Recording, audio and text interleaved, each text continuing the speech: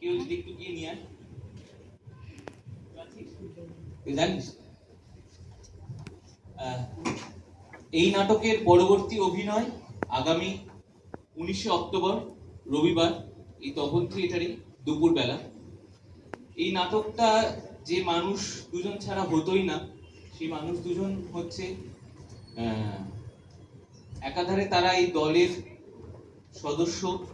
সদস্যা আমার বাবা এবং মা, লোপামুদ্রা মুখার্জি এবং সুপ্রিয় মুখার্জি। গত পরশুদিন ঠিক আসার মানে এখানে আসার সময় ফাইনাল রিহার্সাল দেখতে আসার সময় আমার বাবা ছাদে পড়ে হাত ভেঙে যায়। বাবা আজকে এখনো হসপিটালে, কালকে অপারেশন। তো গোটা নাটকটা ওখানে বসে মা ভিডিও কল করে বাবাকে দেখিয়েছে।